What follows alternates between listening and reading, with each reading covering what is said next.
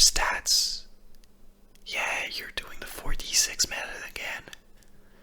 So if you want, I got dice just right here. We could roll your stats, and then we can discuss about what you want to do with your character and place them and decide on your race and class and all that stuff. Alright. Okay, so let's roll. So once again, roll all 4 and take the highest 3 numbers. So in that case we have a 6, a 4, and 2 3s. So 6, 4, and 3, so that's 13.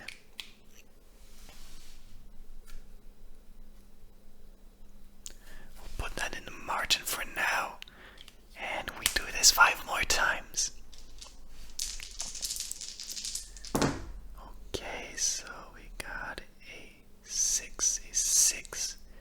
Oh, 3 6s. Hey, max you can get. Yeah, because since you're keeping only 3 dice, the highest you can get is 6 on all 3, and that's an 18, and you got it. So that's definitely gonna be in your main stat. Awesome. Okay, let's see what we get next. What do we have here? So that will be another 13. There we go. 13. Okay. Halfway there. Okay, so that's 4, 4, and 3, 4, 11. 11. There we have it. Okay. 2 more to go.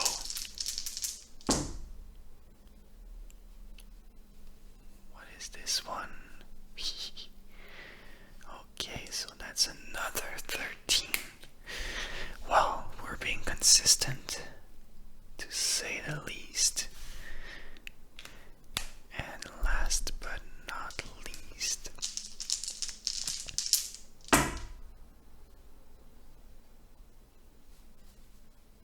okay, now we've got a lower roll. So 4, 3, and 1. So that's gonna be an 8 right here. Alright. So we got our base numbers.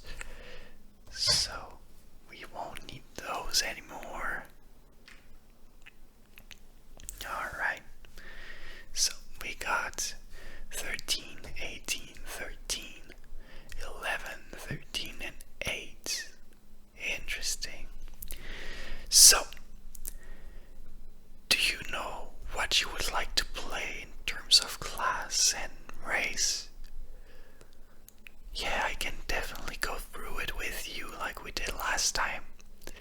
So, for the class, let me ask you, do you have any idea if you want to make a character that uses magic or someone who fights with more traditional means? Yeah, definitely the magic system is adding a bit of complexity, of course, and if you don't feel you're ready for that, that's totally fine.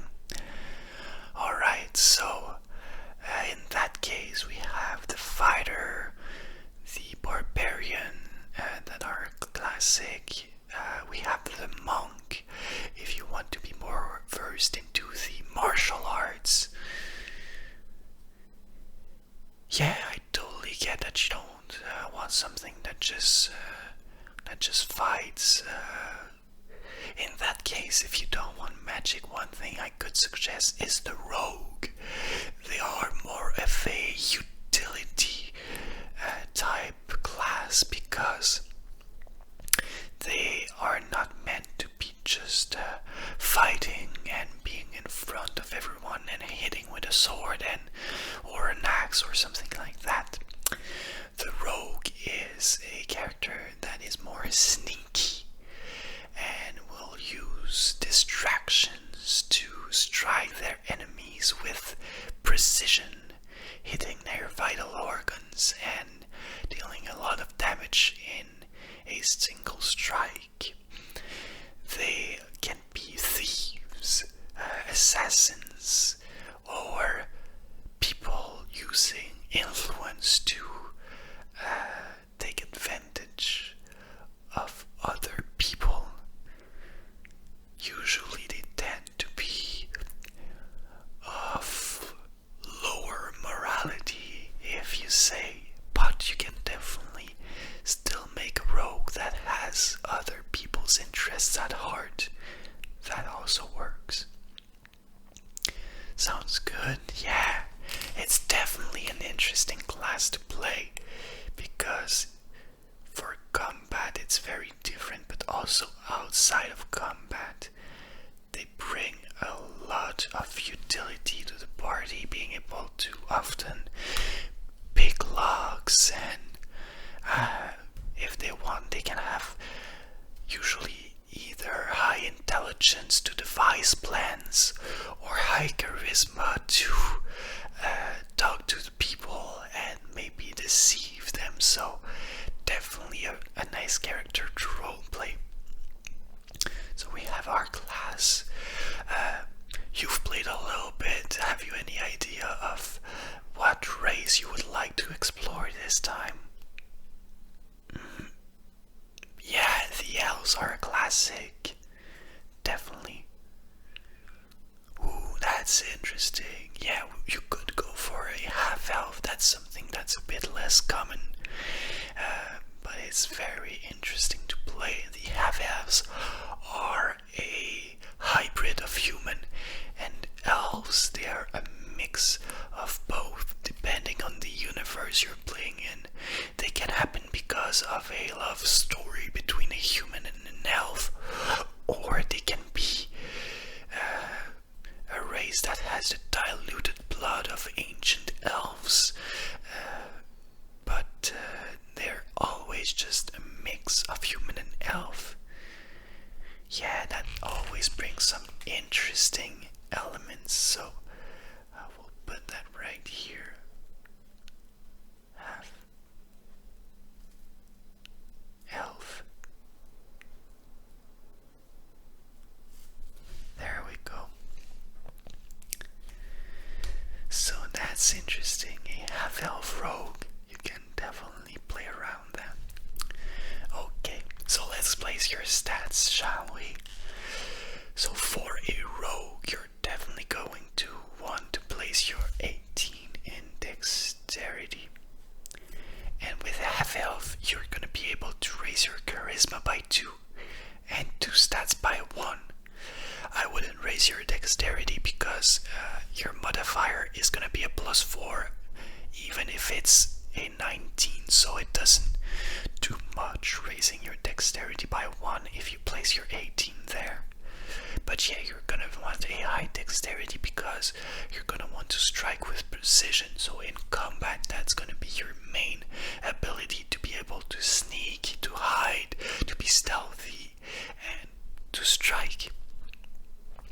Okay, so just like last time, I'm gonna ask you, do you have a flaw in mind, something your character is not good at that will make him a bit more interesting, that will make him more of a well-rounded character? What do you think that could be for your rogue? Yeah, you could definitely put it in Constitution because you're gonna want to avoid being in the front line. You're gonna want to be sneaky and hide anyway as a rogue, so that can definitely work. Not a lot of characters I recommend putting a low Constitution, but a rogue, that's one of them where that can work. So you're gonna be maybe more prone to being sick, or a little bit less, how do you say, resistant to the effects of alcohol, if that's something that's in your game. So yeah, that can be definitely interesting for your character. So next you have 3 13s. So what I'm gonna ask you is more, where you want to place your 11, that's gonna be 11 means you're average, so that's something you're neither very good at nor very bad at. It could be something in your mental stats, definitely.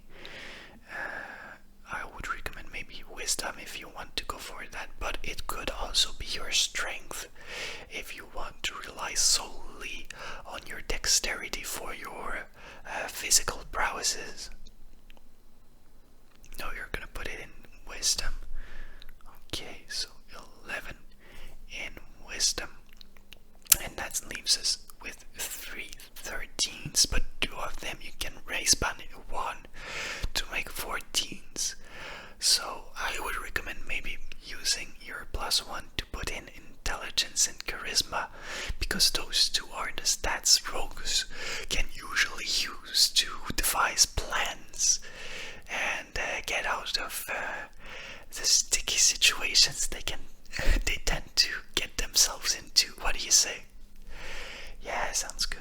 Alright, so we'll put 14 in here, 14 in there, and lastly our 13 in strength. Alright, so we don't need those anymore. Fantastic. Alright, so we have our stats, and that's about it for the mechanical aspects of the character creations. You're gonna now want to see what the rogue and half-elf give you as features, but you can just open your player's handbook to find that. Yeah. You'd like me to go over some of the role-playing aspects of your character with you? Yeah, definitely. So some of the things you're gonna want to take a look at is the character's name. You could think of their alignment, and you're gonna also want to think about like who they are, what they are. We can start with a name if you want to. Alright, great. So for a name, I can give you a bit of lore about half-elves if you want, yeah. So half-elves are hybrids, and that defines a lot of what they do in most universes. It can be a curse sometimes because you're so in between.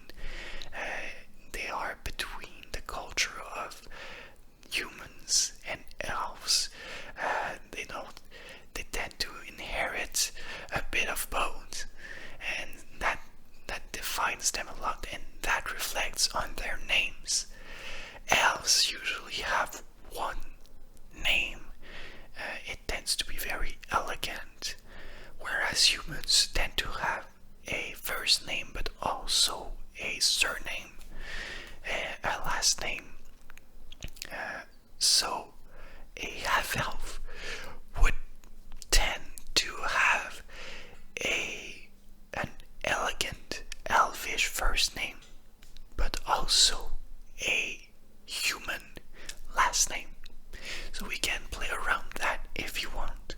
So for the first name, elves tend to have a lot of A's, R's, O's in their name, a lot of L's and soft sounds. The R's are common, but they're soft R's, not like, I don't know, dwarves tend to have hard R's in their name, but elves tend to have soft R's in there. Yeah. Definitely. So yeah, something we can take a look at. I don't know. Yeah, I think something something like Imerial could be very elvish sounding. Yeah, that sounds good. Okay, so Imerial.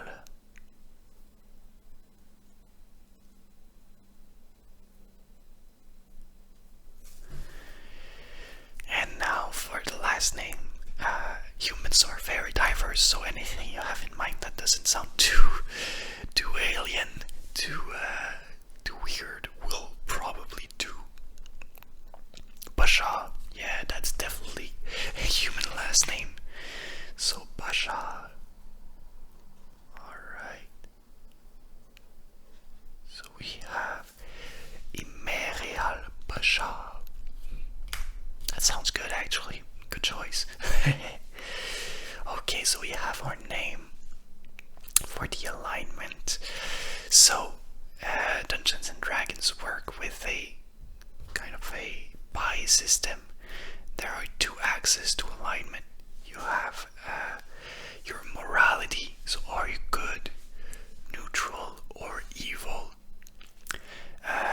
Morality is about making choices that are, well, good. It's a bit hard to define what makes something good without entering philosophical territories, which I'm not qualified to talk about, but I think usually it's about self-interest versus the interest of the community.